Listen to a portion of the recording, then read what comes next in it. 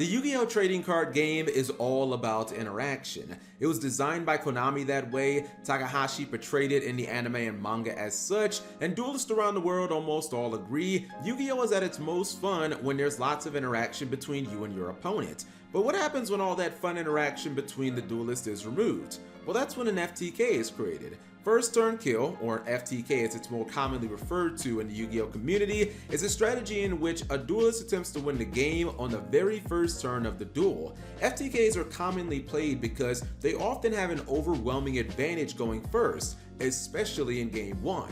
At their best, these type of strategies have won high-level competitive events such as the Yu-Gi-Oh! World Championship. At their worst, they're gimmicky, inconsistent messes that have probably gotten worse over the years and are more annoying than actually good. Regardless of the competitive level and competency of the FTK deck, one thing is certain. FTKs are despised more than just about anything in Yu-Gi-Oh! In this video, I'll be covering one of the oldest known FTKs in Yu-Gi-Oh! History, and definitely the first one that broke through in the TCG to make it to the competitive meta stage. The originator of degeneracy, and the deck that pretty much solidified the first turn kill strategy. We'll cover how it functioned, how it won, the impact it had competitively, and how Konami ended up putting a stop to it. Welcome to the story of the Magical Scientist FTK. Also, let me apologize in advance. Usually I have pictures associated with the old events and duelists for these videos. Unfortunately, the pictures were not available this time around. The DM era was a really interesting time, and it's where our story takes place. It's known for core booster sets having loads of what the hell were they thinking level broken cards, and of course, Scientist falls right in that category. Magical Scientist was first released in October 2003 out of Magician's Force as a lowly common. That's right, despite being the most powerful card in the entire set, it was given the lowest rarity. As the name suggests, one of the biggest core themes to Magician's Force was powering up the spellcaster type. To that end, this set released powerhouses such as Break of the Magical Warrior, Apprentice Magician, and Magical Merchant. However, even among so many powerful spellcasters, Scientist was clearly on another level. When it comes to the creation of Magical Scientist, I believe Konami wanted to make a powerful spellcaster monster that would make the fusion deck feel meaningful and impactful as it was often portrayed in the anime. While Kaiba and Joy were winning duels in DM by summoning monsters like Thousand Dragon and Blue Eyes Ultimate, competitive players were barely running fusion decks at all. 95% of the time, fusion monsters simply weren't worth the minimum 3-card investment. There were of course some exceptions to this like Metamorphosis, but in general, fusions weren't very successful at that time. Enter Magical Scientist, the monster that changed everything about fusion summoning by eliminating the need for polymerization or even the fusion materials entirely. Magical Scientist had an incredibly powerful and unique effect that would allow you to summon a level 6 or lower fusion monster that could not attack your opponent directly and would be returned to the fusion deck during the end of your turn.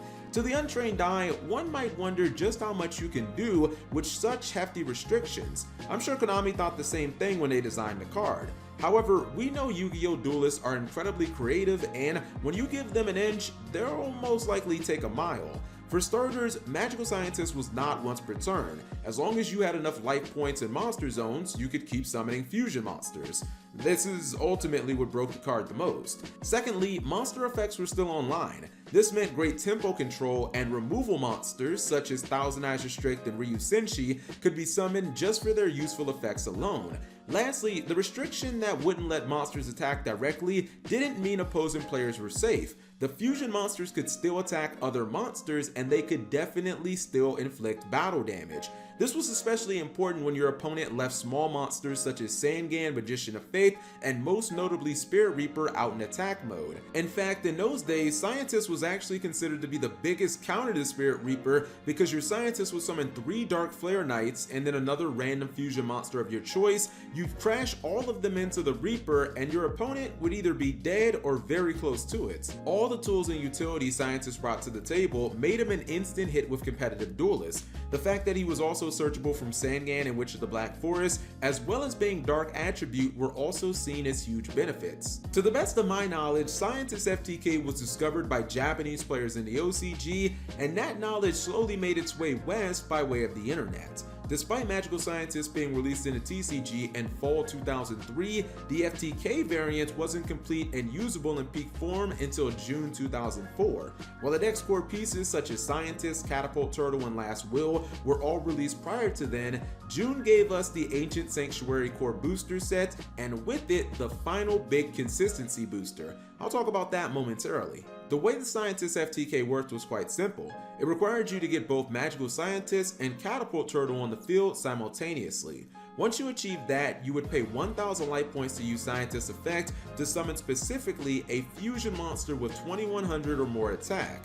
Next, you'd launch that monster at your opponent using Catapult Turtle. This would inflict a minimum of 1,050 damage. You would do this at least 7 times, bringing your opponent down to 650 life points. Lastly, you would tribute the Scientist and the Turtle itself in that order to deal exactly 650 damage, which of course would kill your opponent. I'll admit, it sounds easier said than done. However, in this case, it actually was really simple. Despite needing 2 very specific monsters for this combo to work, one of which was a level 5, there were so many easy ways to get access to them. Cards like Reasoning, Monster Gate, and Lost Will could all summon Scientist or Turtle straight from the deck, so not only did you never need to draw either card, but Catapult Turtle being a level 5 tribute monster was almost completely irrelevant. The one exception to this was when you used something like Gillosaurus to tribute summon for Catapult Turtle in instances when you drew the card, keeping in mind Gillosaurus was always able to freely special summon itself to the field. This play would get Turtle on the field and would also turn on copies of Lost Will, which you could use to summon Scientists from the deck.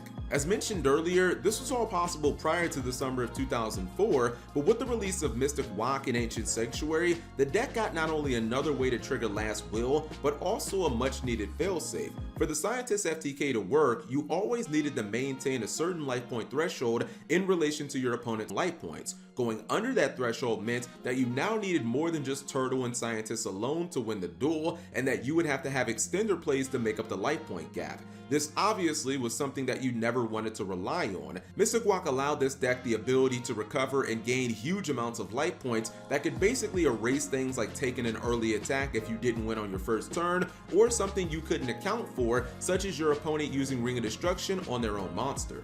Around fall 2004, Yu-Gi-Oh! Was just starting to get its competitive bearings. Regional circuit information and results are almost impossible to come by. However, we do know for a fact that Scientist FTK made its presence felt during this format from a competitive standpoint. At the Battle City Amsterdam 2004, held in Europe on the first weekend of September, Scientist definitely disappointed. Actually, let me be clear, I mean Scientist the FTK deck, not the monster itself. Heck, half of the top 8 duelists were playing the card. However, the dedicated FTK strategy was nowhere to be seen among the Elite 8 finalists of the event. I should also mention, this tournament was huge and had almost 1,200 duelists, which was absolutely insane at the time. So basically this was the equivalent of a European Shonen Jump Championship. Regardless, that small stumble didn't stop the Scientist FTK from showing the world that it was not only a legitimate deck, but that it was also championship worthy. 3 months after Amsterdam, the first ever Shonen Jump Championship was held in Anaheim, California in December.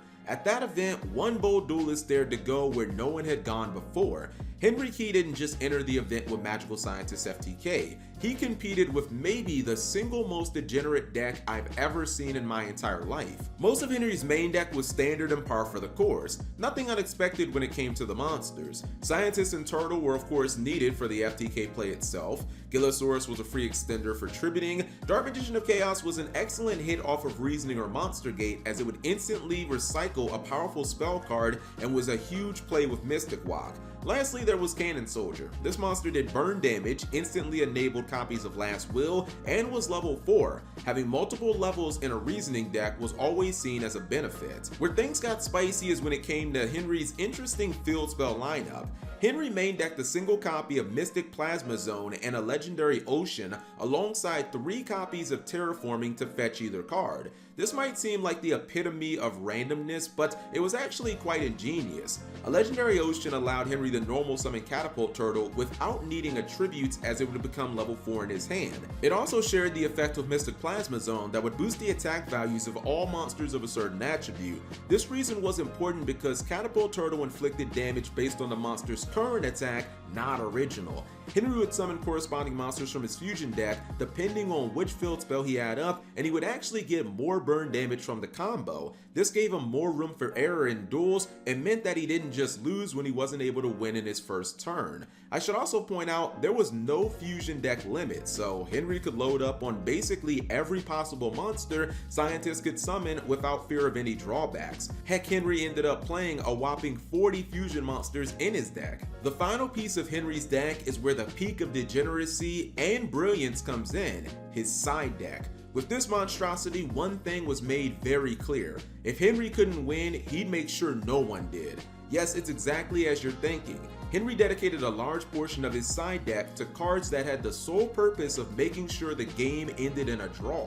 Self-destruct button, last turn, and wall of revealing light were all fail-safes that Henry could fall back on at a moment's notice if he realized the burn wasn't going to work. This was made even more effective by the fact that Scientist FTK never main decked any trap cards, so it was highly unlikely that his opponent would side or leave in any spell and trap removal / suppression like Genzo that would counter these powerful trap cards. Also, if you're wondering, Ultimate Obedient Fiend was Henry's target for last turn. During that time, there was about a 0% chance his opponent would summon something that could actually kill it in battle. If they instead opted to summon a monster that couldn't be destroyed in battle, like Spirit Reaper, then Henry would simply get a draw, which of course was what he was aiming for anyways. At the Shonen Jump Championship, Henry had an impressive showing, making it all the way to the semifinals. His path, however, was not without struggle. In the quarterfinals, Henry was paired up against a tough opponent named Gerald Ramirez. This match was coincidentally a rematch from round 9 where Gerald won 2-0.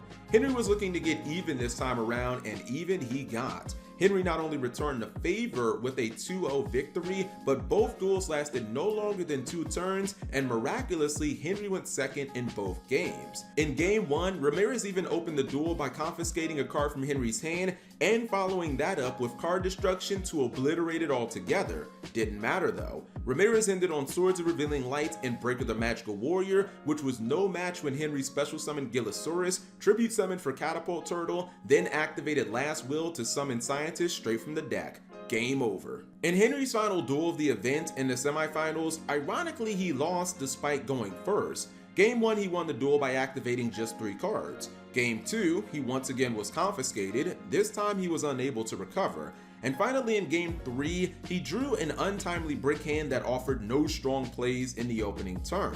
I think that this was more unlucky than anything, as Scientist was renowned for its incredible consistency. Also, these were the days of no viable hand traps, so surviving an opening turn when going second against this deck was basically a godsend, and you really felt like you just got lucky. As legendary and revered as the Magical Scientist deck was, this was its lone and largest accomplishment on the Shonen Jump level. Konami had clearly noticed the prominence of Magical Scientist as a card, and I believe this top 4 finish of the FTK deck also made it onto their radar. Shonen Jump Las Vegas took place in early February 2005. This was the second Shonen Jump Championship ever and the last one where Scientist FTK was legal. Magical Scientist was banned on the April 2005 ban list for the OCG and TCG, and the deck of course was as dead as a doornail. In the end, I still believe the Scientist FTK was one of the scariest decks of all time, especially considering the options we had to successfully defend against it when going second didn't really exist. It was consistent as hell, fairly adaptable, incredibly degenerate, and the deck was dirt cheap. This is one of those cases where it's a very good thing that a deck was only legal in its peak for a single format. And with that, we are at the conclusion of our story. If you enjoyed the video, or more importantly you learned something, give the video a thumbs up and look out for more videos like this in the future.